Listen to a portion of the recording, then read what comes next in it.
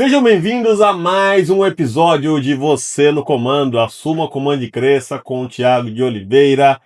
Este canal é para você, dono de pequeno e médios negócios que precisa passar por uma estruturação de processos, protocolos e que você, o proprietário, não seja o funcionário mais bem caro desse negócio e possa, sim, estruturar através de procedimentos bastante claros, o qual compartilhamos aqui neste canal todas as segundas às 20 horas e quinta às 7 horas da manhã. E estamos aqui com Gildemir para a continuidade do episódio Litígios Empresariais, os erros que podem custar caro, parte 2. Foi tão legal o primeiro episódio, assim, trouxe tantos insights, tantos empresários sentiram ali a dor do dia a dia sendo compartilhada pelo nosso advogado responsável e líder aqui do departamento jurídico da nossa empresa, o qual trouxe casos práticos, não só de como identificar, mas sim também como estruturar e evitar. Lembra que eu dei um exemplo no último episódio que corretiva custa mais caro que preventiva? É o exemplo do carro. O carro que quebra com você na rua, ele normalmente custa muito mais caro para arrumar do que o carro que você antecipa a quebra dele. Aí você deve estar se perguntando, mas como antecipar a quebra, Thiago? Que doideira é essa? Óbvio, todo carro tem a sua vida útil, uma certa quilometragem para trocar o pneu. Não espere que chegue ou ultrapasse a quilometragem e troque os pneus. Tem uma correia chamada correia dentada, ela também tem uma vida útil. Não espere que ultrapasse ou venha até a quebrar e gerar um monte de prejuízo. Troque antes da hora. Isso chama preventiva. E na empresa, o departamento jurídico, ele pode ser não só reativo, que é ficar apenas respondendo processos em andamento depois que os eventos já acontecem, mas ele também pode ser preventivo. E é sobre isso que vamos falar mais uma vez, na parte 2 desse episódio com o Gildemir. Seja bem-vindo, Gil. Obrigado, Thiago, pelo convite. Estou aqui de novo para compartilhar com o nosso amigo empresário algumas dicas, alguns insights para que você melhore a sua operação e se resguarde de possíveis litígios. Litígios. Para você que talvez não saiba o que é um litígio, o litígio é o momento o qual você tem uma disputa que ela vai a direito, ela vai ao tribunal, a qual vai ser ali contextualizada, cada parte com a sua história, com a sua versão, e vai ter a intervenção de um terceiro, no caso um juiz, que vai determinar se você cometeu uma infração, se não, não houve nenhuma infração, é apenas uma interpretação de situações, e com certeza isso custa, porque nesse momento do litígio já tem o horário do tribunal, da corte, que deve ser pago, você já tem os advogados que devem estar defendendo cada qual a sua parte, também devem ser pagos, e dependendo do resultado, vai custar ainda mais. Então, o Gil veio trazer aqui hoje insights, sacadas, viradas de chave, para que você não chegue nesse ponto, ou para que você previna o máximo possível, ou que você, ao mínimo, se prepare da forma correta quando esse momento chegar. E se esse conteúdo faz algum sentido para você, empresário, que tem o seu pequeno negócio, seu médio negócio, deixa o seu like, compartilha esse vídeo, segue esse canal para conteúdos semanais de maneira consistente para que você possa estruturar melhor a sua empresa, beleza? E Gil, vamos começar com uma bomba logo aqui. Contratação PJ ou CLT? Hoje sabemos que o país vive uma altíssima carga tributária na contratação de um profissional via o sistema CLT. Muitas vezes esse profissional custa o dobro do que o profissional recebe, decorrente às altíssimas cargas tributárias que o nosso país hoje imprime para quem empreende, é realmente um problema que vivemos hoje, alimentar essa máquina pública inchada do jeito que ela é. O empresário acaba pagando essa conta e o colaborador ou o profissional, ele não vê a cor desse dinheiro também. Esse dinheiro normalmente é feito o uso dele para pagamento de impostos. E já sabemos que nem sempre esses impostos são muito bem usados para benefício da população de maneira geral. Mas esse é um outro assunto aí. Fica só um desabafo meu aqui como empresário, pagador de altíssimos impostos, que enxerga pouco benefício nisso. As ruas da onde a gente passa por aqui muitas vezes tem buraco, você chama a polícia, nem sempre chega na velocidade, você chama um serviço público, ele não funciona tão bem. É diferente quando eu vivi nos Estados Unidos, eu pagava basicamente a mesma quantidade de imposto que eu pagava aqui, muito. Só que lá as coisas funcionam melhor. Você sente que o asfalto é melhor, o serviço público funciona melhor. Quando você chama um serviço emergencial, ele chega com velocidade. Então, você sente que mesmo pagando muito, essa verba é destinada para gerar algum tipo de conforto e benefício para uma população coletiva, né? Ao menos uma parte dela está indo para o lugar certo. Percebe-se isso. Mas o que eu trouxe aqui para você é a importância da contratação e diferenciar os modelos, né, CLT e PJ. Hoje sabemos que muitas empresas operam o sistema PJ, mas na verdade é uma CLT camuflada. A pessoa tem todas as obrigatoriedades de um CLT, só que o regime ao qual ela está submetida é o PJ. E algumas vezes o oposto também é verdadeiro. Então, vamos refletir juntos aqui. Qual o critério certo para escolher entre contratar uma pessoa jurídica, essa é a sigla do PJ, para você que talvez não conheça, e um regime CLT, que é a nossa aí famosa carteira de trabalho? Legal. É, se você está pensando em contratar uma pessoa no regime PJ, por contratação ali de prestador de serviço mesmo, se o intuito for só economizar o imposto, não vale a pena. Porque o que difere o CLT de um PJ, né, de uma pessoa jurídica? Hoje existe um fenômeno que a gente chama no jurídico, né, no meio trabalhista, que é a pejotização do CLT, né? Periodização do CLT. Pejotização do CLT. Essa eu não conhecia. Que é transformar as pessoas ali que trabalham no regime CLT em PJ.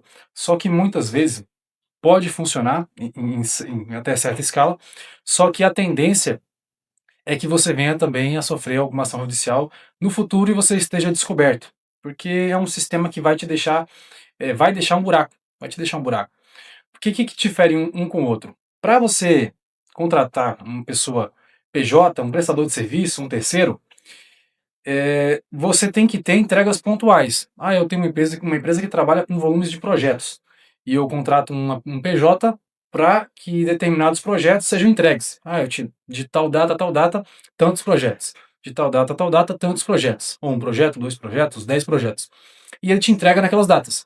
Só que esse PJ, essa pessoa jurídica, esse prestador de serviço, ele pode ter a opção de não vir na sua empresa, ele pode ter a opção de não cumprir horário, ele pode ter a opção, né, de determinado mês receber um valor, determinado mês receber outro valor, porque não existe nada fixo quando se trata de PJ. Agora, quando você contrata uma pessoa, né, faz ali com ele um contrato de prestador de serviço, e essa pessoa tem que comparecer todo dia na sua empresa, ela tem que cumprir certo horário, mesmo que não seja todos os dias, ela tem que vir na sua empresa com uma certa periodicidade, tem que cumprir horários, ela tem uma pessoa que é subordinada, que ela é subordinada, ela tem um como se fosse Responde a alguém. tem um chefe, já é um CLT camuflado. Então, existem alguns critérios e algumas características que vão enquadrar essa pessoa PJ em CLT. Então, é algo que só vai ser utilizado ali para mascarar, né, um CLT disfarçado de PJ e ocultar, né, e desviar de alguns impostos ali que a gente paga na contratação de um CLT. Só que, caso isso, né, caso essa pessoa pode passar por ali 20 anos da sua empresa e sair normalmente, eu era PJ e tudo bem, tudo bem. Agora, se ela sair e falar assim, eu não era PJ, e falar assim, não, eu vou atrás de um litígio. Você pode ter pago para ela todo esse período a diferença do imposto que você ia pagar. Para o Estado, você pagou para ela. Ah, já que eu vou pagar tanto para o Estado, eu te contrato como PJ, eu te pago mais, eu te pago a mais, e a gente vai indo. Não preciso pagar nada para o Estado, você paga o seu imposto, emite a nota, e beleza. Só que lá ao final desse ciclo, que ela fechou o ciclo com a sua empresa, ela saiu da sua empresa, ela fala assim, não, eu quero tudo que ficou para trás, o que eu vou me enquadrar no CLT, ela vai conseguir. E vai custar. Vai custar porque o retroativo vem. Todo retroativo vai Com juros e correções. juros de correção, vai pagar férias atrasadas, você vai pagar o 13º em cima de todos os meses, você vai pagar o fundo de garantia que você não depositou, o INSS. Então, na hora que juntar tudo, multa, você vai despender de um valor, e a depender de quanto tempo esse funcionário ficou na sua empresa, isso pode custar muito caro, né? Então, existem os requisitos ali. Então, se a pessoa tem periodicidade. Um requisito muito importante. Eu contrato um prestador de serviço no lugar de um CLT para trabalhar na empresa. Se essa pessoa, o dia que ela estiver mal, ela não puder mandar outra pessoa fazer no lugar dela, também caracteriza um CLT. Então, essa questão da pessoalidade, se ela é prestador de serviço não pode existir. Ela pode colocar outra pessoa no lugar dela para fazer para ela, porque é como se ela fosse uma empresa. Sim. Então, caso não exista isso, é um CLT disfarçado. Não, então, a partir do momento que aquela pessoa sair da sua empresa e quiser criar um litígio contigo na esfera trabalhista, ela vai conseguir tudo aquilo que ficou para trás dentro da relação de emprego, né? Tem a relação de trabalho, que seria uma relação com o PJ, e uma relação de emprego, que é regida pela CLT. Então, quando se enquadra na relação de emprego, tudo aquilo que está previsto lá, ela vai receber o retroativo dele. E quais são os riscos, Gil, de usar o modelo de contratação errado? Definitivamente, o risco de você utilizar o modelo de contratação errado, primeiro, né, se você pode contratar um PJ para fazer e fazer por entrega, e você contrata um CLT, você vai estar gastando mais. Porque você vai estar investindo mais em imposto, você vai estar pagando um funcionário para estar todo mês na sua empresa, quando que você tem que entender o volume e as demandas da sua empresa. Por exemplo, se a gente tivesse pudesse contratar uma agência para que entregasse 15 artes por mês, que é o que a gente precisa. E essa agência fica mais barata do que um CLT, contando todos os impostos. Tá? Eu vou contratar uma agência. Então, ou o contrário, né? Eu vou precisar contratar uma empresa PJ, só que eu preciso daquela empresa PJ 100% do tempo comigo, e sendo subordinada a mim. E não pode ser substituído por outra. Então eu deveria ter contratado um CLT. E aí, essa inversão, lá na ponta, lá no final das contas, ela vai te causar um prejuízo. E todas as vezes que eu vi, causou prejuízo, né? Porque a pessoa vê, sai da empresa, lá na frente de uma conversa com alguém, ela se sente lesada. Né? Ela pode estar se sentindo lesada aqui ou depois, mas definitivamente ela vai entrar com essa ação judicial de reconhecimento de vínculo empregatício, que vai te despender de um valor financeiro que você talvez nem tenha. Né? Imagina que a sua empresa está rodando no vermelho, você tem que pagar, e trabalhista tem que pagar, cara. Não tem essa. Nas outras esferas você tem a questão de tentar um acordo, você pode recorrer a alguma coisa, só que o, o trabalhista, o dinheiro que é recebido em forma de salário, ele tem natureza alimentícia. Então o juiz fala, cara, esse cara precisa de dinheiro para se alimentar. Você tem que pagar. Então não tem para onde correr. Ah, mas é que eu posso fazer assim, assim, assado. Não, vai ter que pagar. Não tem. Mas eu posso recorrer. Até se recorrer, você vai ter que ter pago. Então é a esfera do direito que anda mais rápido por conta da natureza do processo. Existem duas varas de natureza alimentícia que o processo anda muito rápido, que é o direito de família, quando você vai requerer uma pensão alimentícia, isso anda muito rápido, e o trabalhista, porque é praticamente de mesma natureza, né? Cada um com suas peculiaridades, né? Com as suas diferenças e semelhanças, mas os dois vão numa velocidade muito rápida, porque a pessoa precisa do dinheiro, precisa do salário Para sobreviver. para sobreviver. Então é um risco muito alto.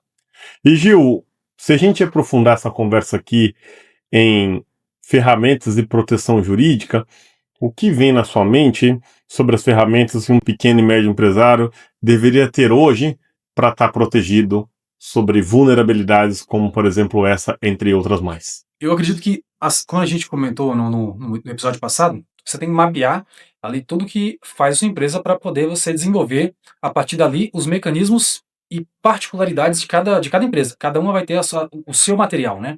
Mas você vai ter que ter um contrato de prestação de serviço muito bem estabelecido, e você já tem o seu, né? Muito prestador, ele vem de fora, ele já traz o seu contrato, só que seria interessante você já trazer já ter o seu modelo de contrato como uma ferramenta dentro da sua empresa. E aí, desenhar, né, não fazer manobras, mas desenhar um tipo de entrega para que aquele funcionário contratado como PJ em algum momento não se enquadre como CLT. Né? Por exemplo, eu vou determinar aqui que seja por tantas entregas, eu vou determinar aqui que ele pode vir alguns dias da semana sem marcar dias específicos, porque se ele vem o restante, beleza, ele pode estar assumindo risco, né? Mas é o terceiro que está assumindo risco. Então, desenhar de maneira detalhada no seu contrato de prestação de serviço tudo que vai contrário à CLT regulamentadamente. Então, dizem que tem que ter periodicidade para ser caracterizado uma relação de emprego. Então, no meu contrato de prestação de serviço, eu tenho que eliminar a periodicidade. Tem que ter subordinação. Não, eu vou te passar as demandas aqui no seu contrato mensal, e você vai desenvolver sem um líder, sem um chefe. E a gente vai revisar isso depois. Então, você tem que ir desmistificando tudo que está ali, para que o seu contrato de prestador de serviço seja um contrato de prestador de serviço de verdade, não um contrato que venha reger porque você está criando prova contra você mesmo. Imagina, eu quero que você venha de segunda a quarta. é um empregado. Eu quero que você responda diretamente ao departamento financeiro por meio do líder Vitor.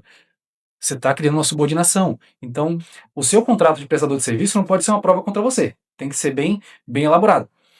Já quando você volta para a CLT, a gente já tem modelos de contrato muito bem prontos. Então, quando você contrata, por exemplo, um escritório de contabilidade, muitas vezes já vem com um contrato pronto. Então, você tem que repassar com o seu corpo jurídico para ver se não tem alguma falha, né, no que diz respeito às taxas, os impostos, os depósitos que devem ser feitos, as datas, para você não perder nenhuma data. Então, cada um vai ter a sua particularidade. Mas quando você for contratar um PJ, né, uma pessoa jurídica, de fato, você tem que desenhar aquela relação de emprego para que não seja uma relação de emprego, para que seja uma relação de prestação de serviço mesmo.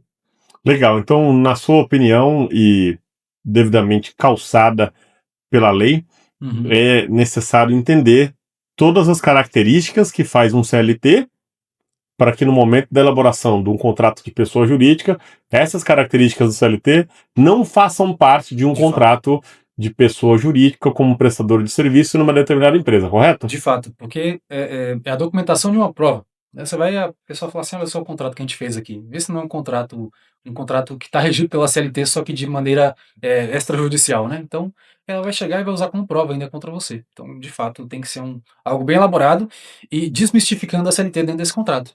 Legal. Empresário, pega essa visão aí, porque é ultra mega importante que você tenha esse conhecimento, que você adquira essa informação, que você absorva isso e não só deixe ela na sua cabeça como, fiquei sabendo, legal, agora eu estou ciente. E você faça algo sobre. Esse algo sobre é estudar o sistema CLT, estudar o sistema PJ e na hora de redigir ou de revisar Uhum. um contrato, porque pode ser que um PJ que você contrate e já venha com o seu contrato pronto, esse contrato venha com alguns vícios. Esse contrato já vem aí um pouco camuflado para que num futuro essa pessoa venha acionar você judicialmente e te gerar aí um litigioso, venha te gerar um custo adicional por conta de você ter revisado mal esse contrato. No final das contas, você vai poder alegar que foi um contrato elaborado pela pessoa, mas se você assinou, sinto muito. O juiz vai entender, provavelmente, que você estava conivente com aquela situação, porque no final das contas você topou colocar o seu nome naquele contrato e assinar como concordante. De fato. O contrato ele não supera a lei, né? Então, o juiz vai levar em consideração o que aconteceu, o que era a realidade. Qual que era a realidade do que aconteceu? Ah, beleza, a gente fez um contrato aqui. Mas, na realidade, dentro daquela empresa, o funcionário fazia tais coisas. Ah, ele fazia as tais coisas? Ah, mas é que ele fazia por isso. Não, ele fazia. Então não tem opinião, é Ponto. isso. Ele fazia essas coisas por isso, por isso, por isso, por isso, por aquilo. Não, ele não é motivo, não é motivação, é fato. Então se foi feito, o juiz vai levar em consideração aquilo que foi feito. Ah, ele fazia hora extra. Mas ele fazia porque ele queria. Ah, mas ele fazia? Beleza. É só isso que eu precisava saber. Então não é uma opinião, não é uma motivação. É justamente aquilo que foi feito, O fato o consumado. fato consumado. E imagine só, você na inocência, talvez pequeno e médio empresário, é, foi instruído por um amigo, empresário também, talvez um pouco maior que você. Não, cara, coloca a galera toda de PJ, vai ser bom para você, e até te fornece o contrato. Imagina, compartilha. O seu amigo te fornece o contrato, e nesse contrato tá escrito que deve entrar às 8 horas da manhã. Yes. Pronto, já esse contrato é o suficiente para que você esteja aí muito vulnerável com relação a não se enquadrar corretamente num contrato de pessoa jurídica. Então, muito cuidado mesmo quando você adotar esse modelo de trabalho para que você realmente cumpra todas as obrigações de uma empresa contratante de um profissional no sistema pessoa jurídica, De porque fato. pode dar problema. E se você quer ficar antenado e aprender mais conosco aqui, temas variados para empresários que querem mudar de nível, escaneie esse QR Code, vai cair dentro de uma comunidade, essa comunidade é liberado materiais semanais para que você tenha acesso a ainda mais informações que não são publicadas no canal. Não esquece, hein? Diz a lenda que quem entra nesse grupo aí muda de nível e a empresa melhora. Faça seu próprio Esse julgamento aí. episódio aqui devia ser pago, hein? De É, conteúdo. E uma coisa, eu recomendo até pros meus colegas advogados. Quando for elaborar um contrato de prestação de serviço, ou quando for revisar, pegar os próprios artigos da CLT que regem a relação de emprego. E ver olhando, Isso aqui é emprego? Ah, vou colocar aqui o oposto, né? Então o oposto não é emprego. É, na teoria, o oposto não é emprego. Então, lá fala que existe o princípio da pessoalidade. Uma pessoa, se ela não pode ser trocada por outra, ela é um CLT. Então você coloca no contrato de prestação de serviço. O dia que aquele funciona, o dia que aquele prestador de serviço não conseguir comparecer, não conseguir cumprir com a demanda, ele indica um terceiro para que cumpra. Então, seja, não é um CLT, é um PJ. Então muda, tudo muda. Depois que você entende como funciona a regra do jogo, não que você está utilizando artifícios, mas você está usando a lei contra a própria lei, né? Entendido. E Gil, já que você mencionou bastante a palavra contrato aí, o que diferencia um contrato bem feito de um contrato problemático? Um contrato bem feito, eu costumo dizer que um contrato bem feito é aquele que prevê as brechas, né? Então, se eu, dentro da minha operação, por exemplo, a gente comentou no episódio anterior, Parte um, né? na parte um, que um contrato ali que só simplesmente rege uma relação de consumo, uma relação de parceria, sem prever uma cláusula onerosa, uma cláusula penal, é simplesmente um papel assinado, né? Um papel assinado, muitas vezes, se não tiver uma cláusula penal, uma cláusula onerosa, ele vira algo sem valor. Tá simplesmente, é o mesmo que um aperto de mão, Thiago. Igualzinho, Fechar uma apertou a mão aqui, apertou a mão aqui, já tá valeu. tudo certo. Na verdade, não. Então, a gente tem que prever, e prever tem que agir com intenção, porque, por exemplo, eu estou fazendo um contrato que é para reger uma relação de prestação de serviço, de prestador de serviço. E eu não olho a CLT. Como que eu vou me prever? Como que eu vou fazer uma prevenção dentro da minha empresa? Como que eu vou enxergar o futuro, sendo que eu não consigo ver os principais erros que a gente comete naquele momento? Por exemplo, a massa judicial pode vir de onde? Pode vir de qual vertente? Essa pessoa pode falar que ela tinha periodicidade. Vou ver na CLT onde que fala sobre periodicidade, para eu fazer exatamente dos moldes que não se enquadrem lá. Onde na CLT que eu vejo que tem o princípio da pessoalidade, para a gente desmistificar ele e colocar no nosso contrato. Porque se você for olhar hoje, né, dar uma pesquisada aí rápida na esfera trabalhista de qualquer estado que seja, você vai ver o volume de processos que existe no que diz respeito a eh, no que diz respeito a reconhecimento de vínculo empregatício, né. Então, o reconhecimento do vínculo empregatício daquelas pessoas que eram PJ. São muitos, o volume é gigantesco, mas quando se há um contrato bem estruturado, e não só ter um contrato bem estruturado, mas fazer valer, fazer acontecer de verdade, aquilo que você prevê no contrato, você não vai ter problema nenhum. É porque se você prever, o meu PJ, o meu prestador de serviço, ele pode vir na semana, o dia que ele quiser, se ele preferir vir aqui. Se ele quiser entregar a demanda remotamente, ele pode entregar também. Por exemplo, não estou falando de uma reforma, né? Uma reforma não dá para o cara entregar remotamente. Você contrata o cara para vir instalar essa prateleira aqui e fala, não, para não ter vínculo empregatício, ele pode entregar de casa. Não, ele tem que vir aqui montar. Mas existem naturezas de entregas diferentes. Então, se você vai contratar um escritório jurídico, e aí é pior ainda, né? Você vai estar lidando com o próprio advogado. Advogado de lá, advogado de cá. Sempre tentam amarrar uma situação a outra para que os dois se fiquem meio resguardados. E muitas vezes a gente tem que abrir mão de um direito, ou outra parte abrir mão de um direito, para a gente chegar no meio termo. Então, você tem que agir com intenção. De fato, colocar o objeto daquele contrato na mesa e desmistificá-lo. Não estou falando de jogar no chat GPT e ver o que sai.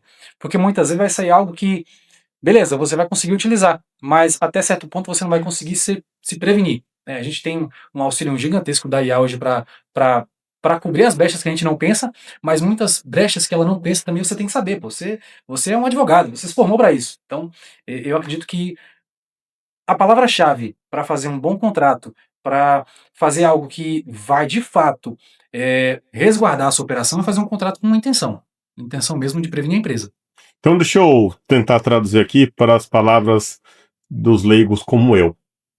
Então, um bom contrato, um contrato aí diferente de um contrato problemático, é você pensar nos problemas futuros do que tenta se cumprir naquele contrato, você amparar esses problemas futuros pela lei, Sim.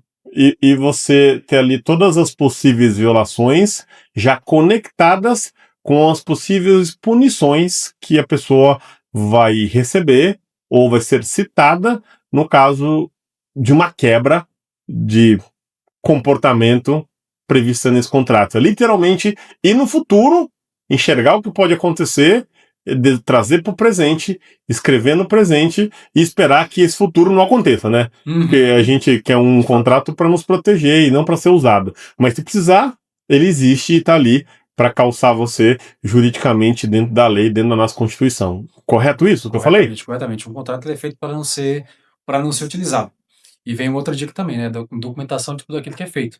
Porque uma vez que eu assinei um contrato e eu perdi ele, Não vale não muito, vale né? de nada. Então, por isso que a gente tem o nosso arquivo vivo e o nosso arquivo digital para guardar tudo na nuvem, né? Importante. Então, gente, olha, você que está tratando com contratos, com pessoas, com múltiplos profissionais, não se esqueça de ter sempre um plano B. O que é um plano B? O Gil acabou de falar aqui e nós temos aqui na empresa múltiplos planos B, porque já levamos algumas rasteiras aqui. Às vezes um drive que é da sua empresa foi invadido, foi hackeado.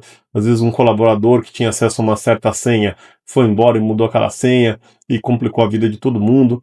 Então, o momento o qual você tem contratos dentro da sua empresa, e esses contratos de múltiplas naturezas, você sim deveria organizá-los de maneira muito estruturada, ou por ordem alfabética, ou por departamento, ou por mês, ou por semana, ou por ano, ou todos eles juntos, para ficar realmente ali uma biblioteca digital muito bem organizada em uma nuvem, para que você possa consultar esses contratos no momento qual você precise. Como é importante ter uma cópia física. Essa cópia física você vai guardar ela numa pasta suspensa em um armário no mesmo sistema, por mês, por semana, por quinzena, por ano, por projeto, mas tem uma cópia física de tudo, para no caso você venha ter um problema digital, você tem uma cópia física. Caso tenha um problema físico, tem uma cópia digital. Mas, Thiago, se der problema nos dois, aí você tá muito azarado mesmo, porque Era para acontecer. era para acontecer. Você perder todas as suas cópias digital e ainda a cópia física, acontece, pode ser que aconteça. E se acontecer qualquer coisa meio bizarra aí na sua empresa, com seus contratos, ou com qualquer outra coisa, deixa para nós um comentário aqui nos comentários dessa live, desse bate-papo com o nosso advogado Gildemir Xavier, hoje não só advogado, líder da empresa, mas também um dos sócios partners da Cross Experience, do grupo Cross Experience, e deixa para nós, a gente vai ficar bastante aí, solícito com a sua situação e vamos responder o seu comentário, a sua situação ou qualquer coisa que você venha ter vivido sobre algum problema de desaparecimento de contrato. Tem um exemplo fresquinho uma situação dessa. A gente paga uma plataforma, que é uma plataforma que a gente usa para assinatura de contratos. Pega essa, hein? Essa aí me surpreendeu. Olha como pode te machucar e você não sabe nem de onde venha. Pega esse código aí, pega essa visão. E a gente paga essa plataforma, uma assinatura, e onde você sobe os seus contratos, envia o link para a pessoa que é a outra parte assina, você assina também, esse contrato fica arquivado no seu sistema. E tem validade jurídica. Tem validade jurídica, 100%. Inclusive, se fosse reconhecido em cartório e tudo mais, também tem essa validade. Mesma coisa, hoje em dia o reconhecimento é feito pelo Gov, então o próprio governo ele reconhece a assinatura, então é como se fosse equivalente a um reconhecimento de firma e tudo mais. Então é 100% válido na via judicial. E a gente paga essa assinatura por mês para poder subir os contratos lá e fazer as assinaturas. E ter o nosso banco de contratos. E a gente tem muito contrato. Então é um volume muito grande. Se a gente tivesse impresso, com certeza ia dar umas 4 salas dessa daqui, só de papel. Então Imagina. é muito volume. Cada contrato ali com as suas 80 páginas. Imagina, muito contrato. Escritório de direito é a moda antiga, né? A moda antiga, né? Então não tem essa possibilidade. Então, onde a gente consegue subir esses contratos de maneira digital, em nuvens, a gente vai subindo. Então, quando você sobe, você baixa uma cópia e armazena em outras nuvens, para que aquele local não fique só dependendo daquele local. Porque imagina que se cai o servidor, então você perde seus contratos ali. E aconteceu algo parecido, porque a gente não sabia que na nossa assinatura, né, quando a gente fez a assinatura desse contrato dessa plataforma, tinha um prazo de validade para o contrato ficar ativo. Tinha um prazo de validade para o contrato ficar naquela nuvem. Então, alguns contratos nossos que completaram 5 anos, por exemplo, né, contrato de prestador de serviço, talvez algum contrato de licença ou coisa do tipo, a gente foi consultar um certo dia, semana passada, né, um contrato e estava lá que o contrato tinha expirado. A gente foi atrás de saber, mas o que aconteceu com esse contrato? O pessoal falou, não, o pessoal da plataforma respondeu para a gente que o contrato ia ficar válido, ia ficar online por apenas 5 anos. Então, deu 5 anos, ele some. Automaticamente. Automaticamente. E por isso que a gente tem eles guardados, né? A gente não sabia que ia sumir, mas a gente tem sempre tem um procedimento de, no nosso sistema interno aqui, tem um localzinho para você colocar contratos lá. Então, cliente tal, é ligado à unidade tal, o contrato está em cima em cima do seu cadastro, né? Não é ele que faz esse cadastro, somos nós. Essa parte só nós temos acesso, então a gente coloca lá contrato, COF, né, que é circular de oferta de franquia. Eu esqueço que o nosso empresário aqui às vezes não está no segmento da franchise, né? Então, alguns documentos relacionados à nossa franquia, a gente coloca lá que dizem respeito àquela unidade. Então, se a gente não tivesse feito isso, imagina a correria que ia ser agora. Correr atrás de muito documento, muita papelada que talvez ia ficar perdido numa nuvem que a gente não sabe se existe. Ó, só essa dica aí já valeu seu like, hein? Diz a lenda de quem assistir esses episódios. Não deixar um like, não vai ter sucesso no departamento jurídico da empresa, hein? Não seja essa pessoa. Deixa um like aí, porque você acabou de receber uma informação valiosíssima. Quando assinar um contrato com uma plataforma de assinatura digital, certifique-se que todos os contratos lá assinados e arquivados, você também os tenha fisicamente ou uma cópia em uma outra nuvem, para no caso desses contratos expirarem, seja em 3 anos, 4 anos, 5 anos ou 10 anos, você ainda os tenha. Porque depois, se você procurar eles não estiverem lá e você estiver precisando, pode ser um grande problema para sua empresa. Então, deixa o like aí e manda para o amigo empresário.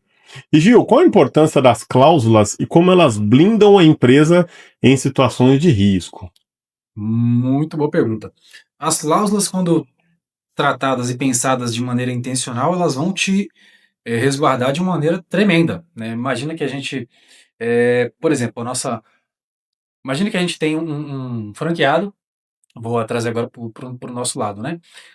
Imagina que a gente tem um franqueado e a gente tem elaborado um contrato de franquia anteriormente, né? Muito bem detalhado, muito bem elaborado, com cláusulas ali para reger nossa relação, né? De franquia a franqueado, consumo, fornecimento e tudo mais. Só que a gente não prevê uma cláusula de penalidade por mudança na metodologia, por exemplo. A gente sabe que todas as franquias trabalham com método. Cada franquia tem um método, é aquilo que ela vende. Então, você coloca lá, o meu método para treinamento funcional é esse, e vai atuar dentro das minhas academias, esse método aqui. Esse método. Só que você não coloca uma cláusula penal para que aquele método seja cumprido. Ou seja, a pessoa descumpriu o método. Mas o que você vai fazer? Você vai dar uma bronca nela? Então você tem que, ao trabalhar as cláusulas que regem uma relação, que regem uma obrigatoriedade, você tem que também pensar nas cláusulas que vão, de certa maneira, onerar aquela obrigatoriedade caso descumprida. Porque caso descumprida, por exemplo, eu vou trabalhar dentro da minha academia com uma metodologia diferente daquela que a franquia, daquela que eu adquiri o know-how da franquia que eu comprei. Eu vou ser penalizado. Assim que a franqueadora descobrir, eu vou ser penalizado com uma notificação, com uma multa, com uma ação judicial para que eu possa ter a unidade fechada. Então, uma cláusula ela tem que ser pensada, não somente porque a gente que analisa contrato, eu já vi contratos de bancos, contratos de franquias, contratos de fornecimento de produtos, que são, digamos assim, cheios de brecha, porque existe uma relação, existe às vezes uma obrigatoriedade de que se cumpra certa cláusula, certa obrigatoriedade, só que não tem uma cláusula penal. Aí eu vou descobrir o que acontece. Eu posso receber uma chamada uma bronca ou um puxão de orelha. Isso não vai resolver. Então, toda cláusula que for pensada no que diz respeito à proteção da sua marca, à proteção da sua imagem, na proteção do seu método, ela tem que estar atrelada a uma cláusula penal, a uma cláusula que onere aquela relação. Porque senão eu descumpro.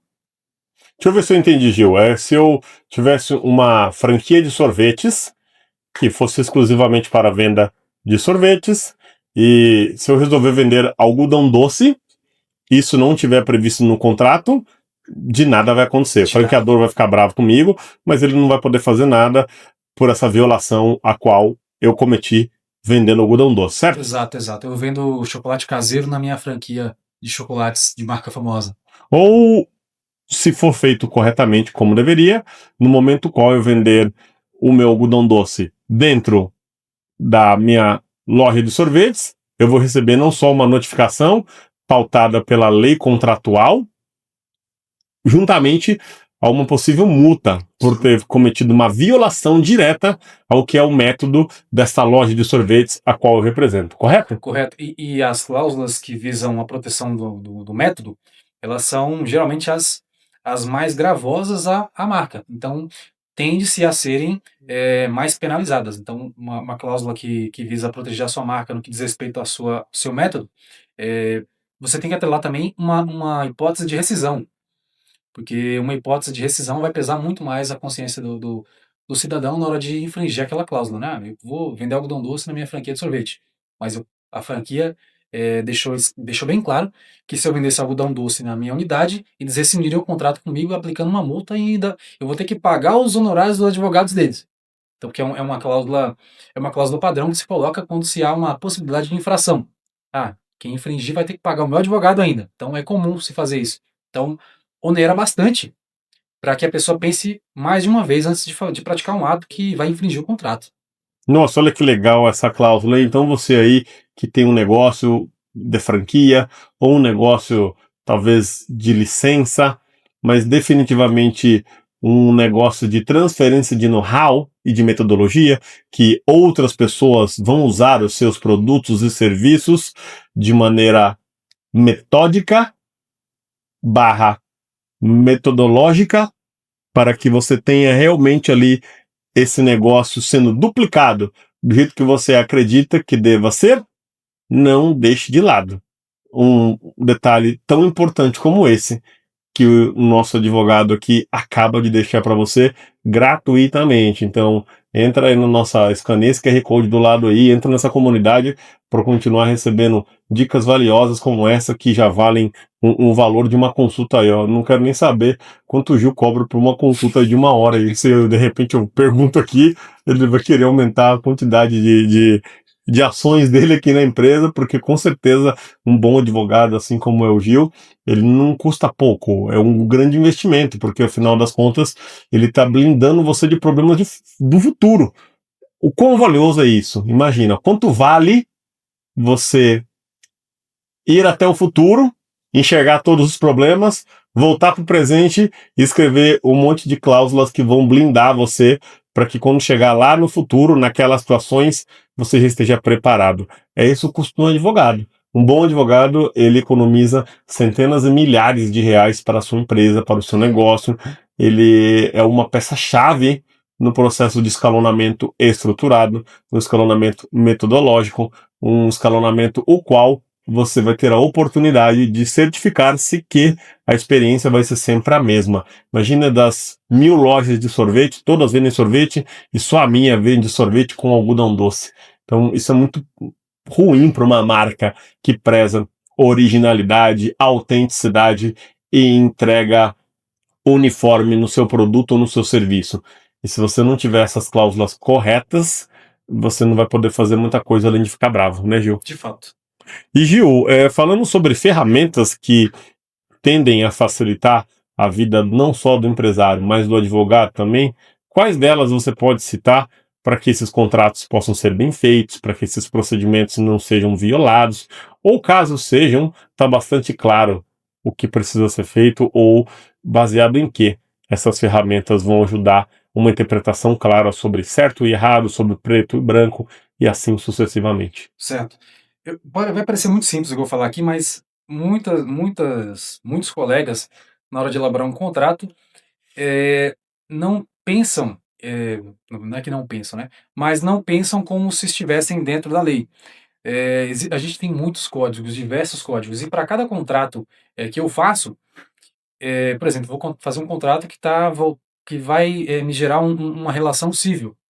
Eu tenho que pensar ao máximo dentro do Código Civil o que eu posso trazer daquela lei para aquele código para me blindar dentro do meu contrato.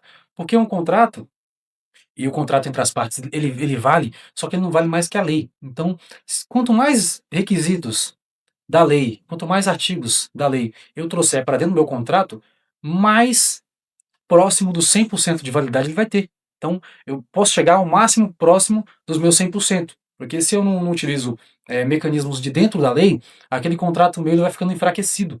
Aquele meu contrato ele vai ficando com uma eficácia reduzida, porque, de fato, eu vou fazer um contrato de uma relação de regulamentação de um prestador de serviço que eu quero contratar com o PJ, para a minha empresa. E eu não penso como se eu estivesse dentro dos artigos que regulamentam a relação de emprego do CLT, como que eu vou desmistificar para que eu chegue a um contrato que me resguarde o máximo possível, que chegue mais próximo do 100%. Então, eu tenho que utilizar as ferramentas que eu tenho dentro da lei. Eu tenho que utilizar os artigos pertinentes àquele meu contrato. Relação de consumo, por exemplo. Eu vou fazer um contrato sobre relação de consumo e eu não utilizo o direito empresarial nem o Código de Defesa do Consumidor. Eu simplesmente pego um esboço de um contrato que eu achei pronto na internet. Eu tenho que pensar, e existem modelos de contratos muito bons e que a gente utiliza que serve bastante.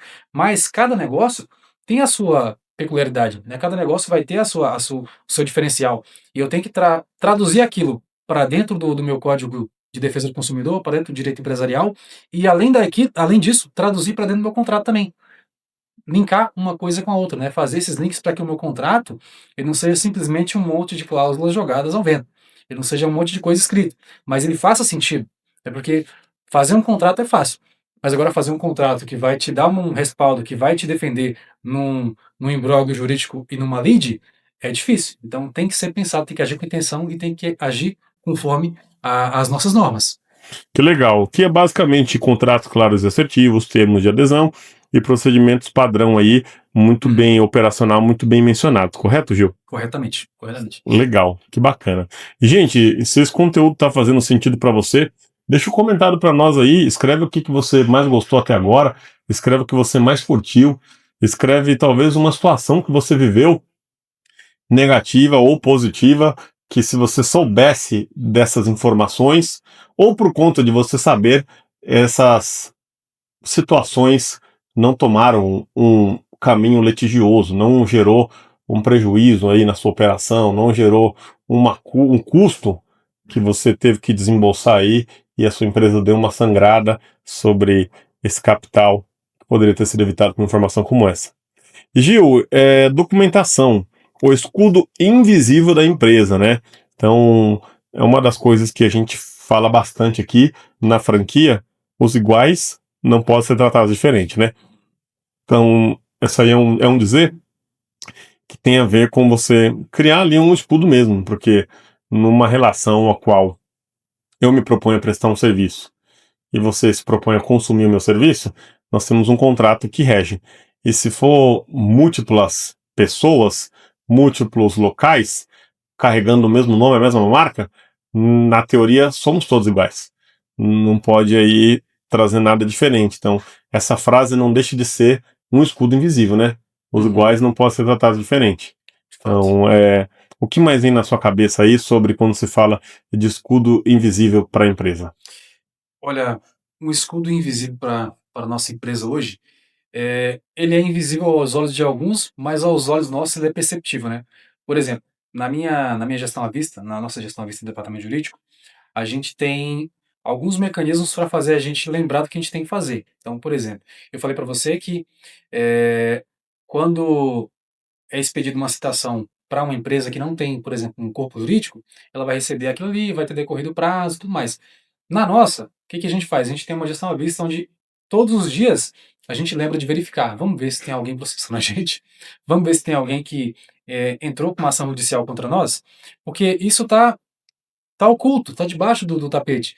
E se você não tiver todos os dias levantando o tapete para olhar, quando você vê já tá batendo na sua porta, né? E pode ser que o seu prazo seja curto, pode ser que você não teve o tempo necessário para levantar um caixa para poder correr atrás disso. Então, é algo que de certa maneira está invisível, só que quando você coloca na sua frente, coloca na sua mira, você começa a ver todos os dias. Então, eu acredito que isso é mais uma dica valiosa para o pequeno, médio empresário que está assistindo a gente, botar tudo nas claras, botar tudo à vista. Então, se você ainda não trabalha com um método, com um sistema de gestão à vista, onde cada processo da sua empresa e cada tarefa, ela tá à mostra para que você lembre de entregá-la até o final, eu recomendo, né, todos nós recomendamos que o faça, que é algo que Legal. ajuda. E Gil, vamos esclarecer aqui, porque algumas pessoas nos assistem, algumas pessoas nos escutam no Spotify e no YouTube.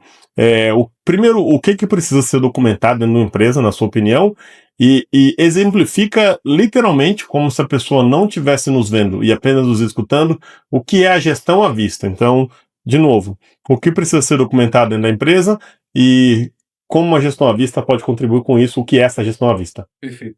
Uma gestão à vista, imagine que você tem uma lousa que fica na sua frente, na sua sala de trabalho.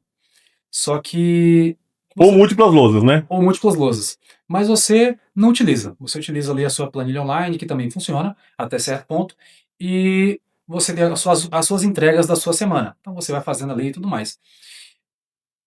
Pode ser que, dentro da sua semana, você perca alguns prazos, você perca algumas tarefas, você deixe de entregar algumas entregas que você achou que ia entregar, porque você não as viu, né? Você apenas foi trabalhando na semana e levando, empurrando. Chegou uma semana você entregou, chegou na outra semana também você entregou, e você acaba deixando despercebido que você deixa sem fazer. Vem uma demanda Vem cruzada. uma demanda cruzada, você levou um jab e já perdeu aqui de vista.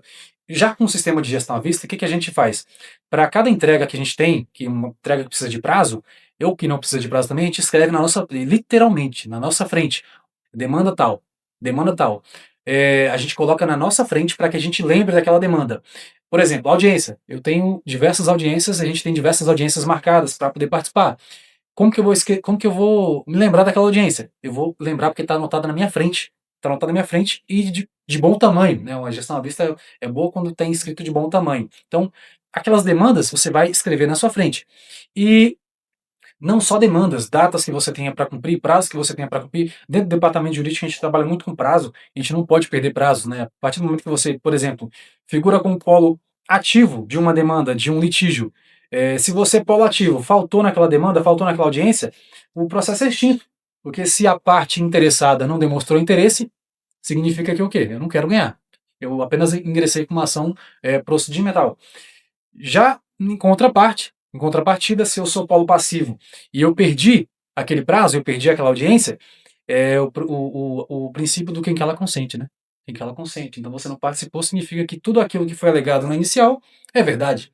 Você não quis contestar, é verdade. Então aquilo tem que estar na sua gestão à vista para que você lembre de participar. Então a gestão à vista é colocar à mostra todos os dados, métricas, números e demandas literalmente na sua frente, colado no seu olho. Principalmente as que têm datas para alguma ação. Principalmente as que têm datas. Algo que precisa ser feito para que aquilo aconteça ou não aconteça também, Exato. né? Então é importantíssimo você ter esse controle. Que legal. E como garantir que que mesmo um detalhe, como assinatura ou visto, não passe despercebido, viu? Beleza. Com tantos detalhes de gestão à vista, de documento e tudo mais, qual que é o seu segredo aí, ou a sua arma secreta, para que as coisas não passem despercebidas, além da gestão à vista? Definitivamente. Linkar um pouco com a pergunta anterior, né, sobre o que a gente documenta, né, o que a gente costuma documentar. Dentro da nossa empresa hoje, a, a gente só não documenta a respiração porque não dá para flagrar ela até agora.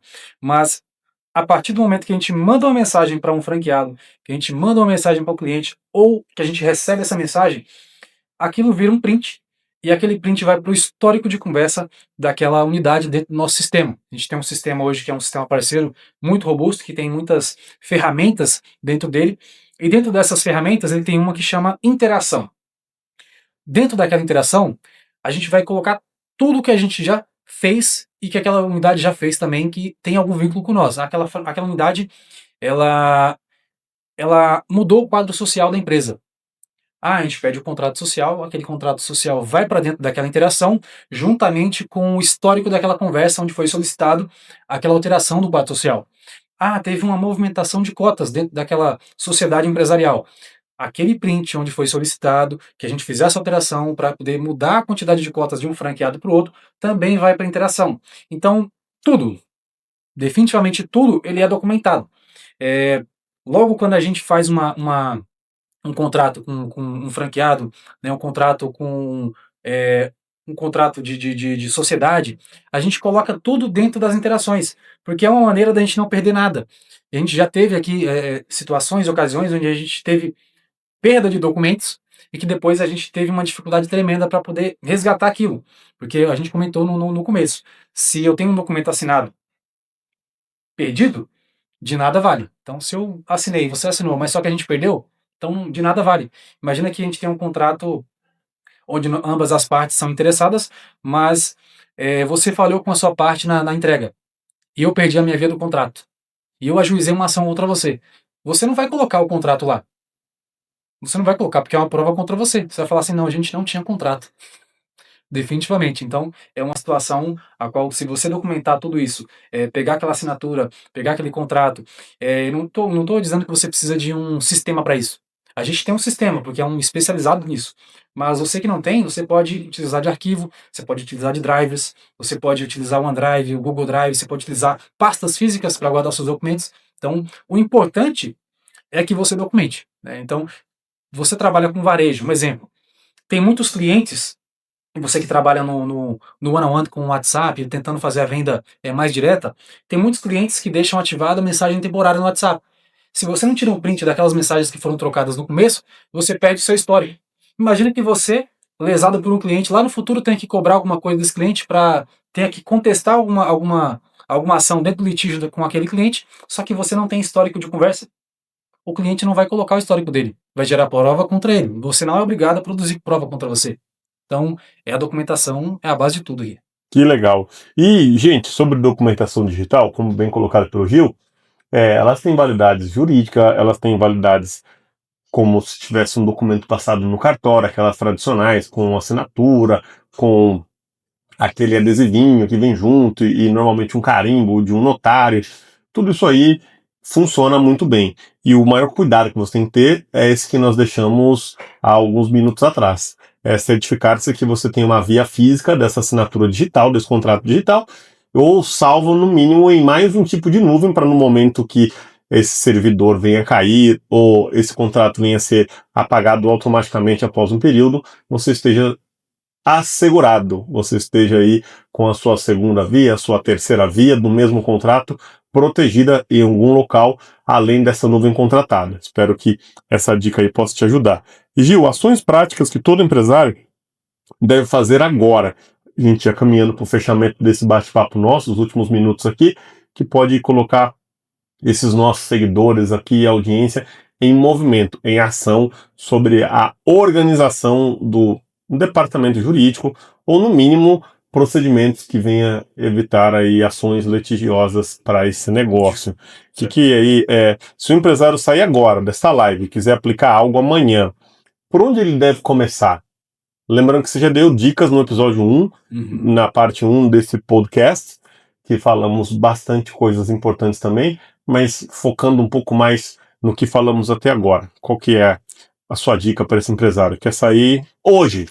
Caraca, escutei esse podcast 7 da manhã, já chegou na empresa inspirado. O que ele pode fazer para colocar em prática algumas dessas lições valiosíssimas que você deixou? Beleza. A gente poderia ficar aqui até amanhã falando só de ação prática para que eles possam fazer e blindar a sua empresa.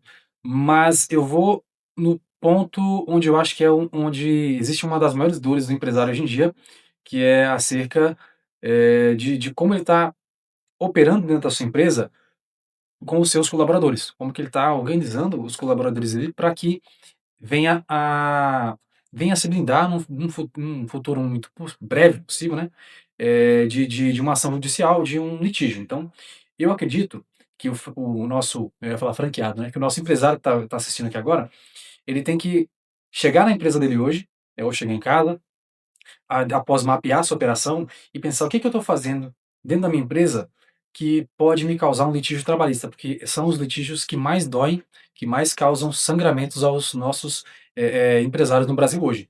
Então, você tem que ver, mas eu estou deixando o pessoal fazer mais que 2 horas extra por dia. A minha avaliação de desempenho, se alguém gravar eu fazendo a minha avaliação de desempenho hoje com o colaborador, aquilo pode se voltar contra mim? Porque se você faz uma avaliação que ela, que ela, ao ser ouvida por terceiros, ela é caracterizada algo que é abusivo, algo que gera um assédio moral, que é uma expressão muito utilizada hoje dentro do meio jurídico trabalhista, então você tem que repensar algumas coisas. Se alguém me gravar hoje, o que eu falo? Eu vou ser penalizado pelo que eu falo? Significa que, se você diz que sim, significa que você tem que mudar a maneira com que você fala.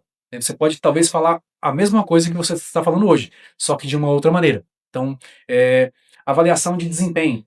Você faz a avaliação de desempenho dos seus colaboradores, você os expõe. Se você está os expondo, você também já está correndo o risco de sofrer uma ação judicial com o assédio moral incumbido. Então, são pequenas coisas que você vai ter que chegar na sua empresa hoje, ou na sua casa, e verificar se você faz. Porque se você está fazendo uma avaliação de desempenho muito dura, se você está expondo o resultado daqueles colaboradores de maneira, deixando de maneira à vista, se você numa reunião de resultados, se você numa reunião em colaboração com todos, você expõe algum no meio de todos, você também, além de estar fazendo algo que pode ser caracterizado como um assédio moral, você está gerando testemunhas ainda. Então, tem que se blindar ao máximo. Então, você tem que pensar dentro da sua operação, o que eu faço hoje? Que se alguém me filmasse, se alguém gravasse um áudio, eu fosse penalizado, você tem que mudar o seu approach. Tem que mudar o jeito como você fala, o jeito como você age. Ótima dica aí, muito valiosa. E para o nosso fechamento, Gil, compartilha aí um passo a passo simples. Qual a primeira auditoria que esse empresário pode fazer dentro da sua própria empresa? Dentro da sua própria empresa, É, primeiramente, se você tem prestador de serviços terceiros e está utilizando as ferramentas contrárias ao jeito que a gente falou aqui, você tem que reformular. Primeiramente, primeiro de tudo, você tem um prestador de serviço que é um prestador CLT. Ou você contrata ele como CLT mesmo, ou você regulamenta uma relação de trabalho e não uma relação de emprego. E existe uma distinção para isso. Relação de trabalho é uma relação onde eu preciso de entregas. Relação de emprego é onde eu preciso de um empregado periodicamente dentro do meu ambiente de trabalho. Então, separar o joio do trigo, separar muito bem os dois. Então, vão ter situações onde todo mundo vai ter que ser contratado e vão ter situações onde você vai conseguir desvincular alguma parte do seu trabalho para um terceiro. Isso é um ponto. Agora, dentro da sua empresa, você vai tentar ver se você está violando algum direito trabalhista, e diversos direitos trabalhistas podem estar sendo violados dentro da sua empresa e você nem sabe, de certa forma, como eu falei, das avaliações de desempenho. Se você tem um sistema de avaliação de desempenho onde um vê a avaliação do outro, você pode estar sendo enquadrado em um assédio moral. Isso pode parecer que é só uma expressão da nova geração, mas só que quando levado para um litígio, é uma expressão que pesa no seu bolso. Então, o Gil falou de assédio moral, deve ser alguma vertente política deles. Não, isso é algo que, se for ajuizado numa ação e for comprovado, e a pessoa tiver uma foto, mas está exposto lá, eu tenho uma foto. Então, é algo que vai pesar no seu bolso. Existe alguém dentro da sua empresa que ela foi contratada como assistente, como secretário, e essa pessoa faz a expedição dos pedidos da sua empresa lá, juntamente ao caminhão, do lado de fora da empresa, existe um desvio de função. Então, existem ralos que você, empresário, vai ter que verificar, e podem ser vários, pode ser diversos, pode ser pode ser que ele esteja violando todos. Então, você vai ter que sentar junto com o corpo jurídico, junto com um advogado especialista em direito do trabalho, para que você consiga blindar a sua empresa. Porque um desvio de função, um assédio moral, uma carga horária excedida, pode te gerar um desconforto financeiro. que legal. Muito obrigado, Gil, pelas suas dicas. Eu quero reforçar algumas coisas aqui. Proteção vem antes do problema. Definitivamente é algo que você tem que deixar na mente. Litígio custa caro e pode destruir o seu negócio. E você não quer que o seu negócio seja destruído. Você não abriu a sua empresa para ela ser fechada, para ela ser aí lesionada por distrações que pode ser evitado com informação. E para a gente finalizar aqui, a diferença entre um empresário reativo e um empresário no comando é simples. À espera de um processo chegar, e o outro se protege antes. Então, um fica esperando chegar o processo, o outro já se protege antes. Então, faça a sua escolha, tome a sua decisão, ser um empresário reativo ou ser um empresário ativo que tenha a proatividade de blindar, proteger a empresa através de um bom corpo jurídico, talvez de uma contratação pontual para tirar suas dúvidas. Eu não sei o tamanho do seu negócio, eu quero imaginar que nós temos aqui múltiplos empresários que faturam múltiplos milhões, e você que está faturando aí alguns, talvez, R$ 1.000 por mês aí, 2.000, 3.000, 4.000, 5.000, e eu desejo que você chegue num patamar muito alto, mas independente de onde você esteja, tenha a mentalidade certa, mapeie tudo isso que a gente acabou de conversar aqui, e por mais que você não possa pagar, busque as informações gratuitas até que você chegue no momento de poder pagar um profissional assim tão qualificado como Gildemir Xavier, o nosso líder do departamento jurídico, e sócio partner da Cross Experience. Obrigado, Gil, por trazer tantas coisas legais nesse episódio da segunda parte sobre a blindagem de um negócio para evitar os litígios, e espero que esse conteúdo tenha feito a diferença na vida de muito empresário e tenha sido bênção aí e proteja centenas e milhares de negócios. Legal, obrigado pelo convite, obrigado pela audiência. A gente tem o costume de acreditar e de confiar muito nas pessoas. Só que você, empresário que está assistindo isso agora, você pode aprender com os nossos erros. A gente já errou e está te entregando aqui de bandeja o que foi dito e o que foi criado como solução. Então você não precisa errar, você precisa só aprender do jeito que a gente fez. Curta, compartilha, siga o canal e esteja presente segundas às 20 horas e quinta às 7 horas da manhã para mais conteúdos quentes como esse que vão ajudar você a mudar de nível. Tamo junto. Valeu!